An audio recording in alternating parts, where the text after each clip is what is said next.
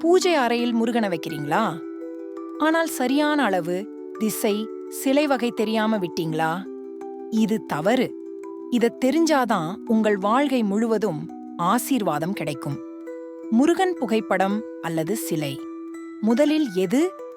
வீட்டு பூஜை அறையில் புகைப்படம் அல்லது சிறிய சிலைதான் பரவலாக உபயோகிக்கப்படுகிறது. தங்கம், வெள்ளி, பஞ்சலோகம், சாமிக்கொட்டை, கம்பளி போன்றவை சிறந்தவை. முருகனின் முகம் தெற்கு அல்லது கிழக்கு பக்கம் நோக்கி இருக்க வேண்டும். அளவு எவ்வளவு இருக்க வேண்டும்? சிலையின் உயரம் 6 இன்ச் முதல் 1 அடி வரை வீட்டுக்கு சிறந்தது. மிக பெரிய சிலைகள் வீட்டில் வேண்டாம். அதற்கான சக்தி இல்லை என்றால் அதனால் தவறான வினை ஏற்படலாம். படம் சிலை எந்த மாதிரியானது? முருகன் 6 முகங்களுடன் வேல் ஏந்திய அழகான அம்சத்தில் இருக்க வேண்டும். வேல் இருக்கும் கை வலது கை ஆக இருக்க வேண்டும். எந்த திசையில் வைக்க வேண்டும்? கிழக்கு அல்லது வடகிழக்கு திசையில் வைக்க வேண்டும். முருகன் முகம் தெற்கு அல்லது கிழக்கு நோக்கி இருக்க வேண்டும்.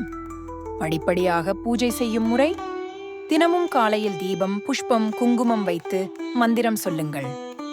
ஓம் சரவணபவா அல்லது ஓம் முருகா. நாள்தோறும் 5 நிமிடம் போதும். ஆனந்த வாழ்க்கை உறுதி. முருகன் சிலையுடன் என்ன வைக்கலாம்? வேல், மேல் நிலத்தில் குடம், பூக்கள், பழங்கள். சண்முகனின் வாகனமான மயில் சிறிய உருவம் இருக்கலாம். மிக முக்கியமான வழிபாட்டு குறிப்புகள்: தினமும் ஒரு முறை சுப்பிரமணிய புஜாஷ்டகம் அல்லது கந்த சஷ்டி கவசம் வாசிக்கலாம்.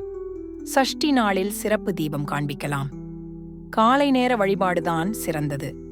பூர்வீக சக்தி அதிகமாகும் நேரம் காலை 5:30 முதல் 7 மணி வரை.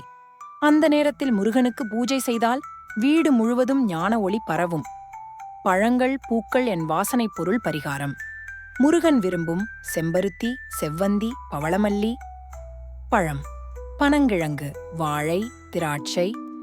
இவை வாசிப்பது வழிபாட்டில் சக்தி கூட்டும்.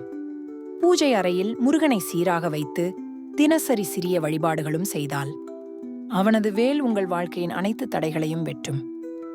முருகா சரணம்.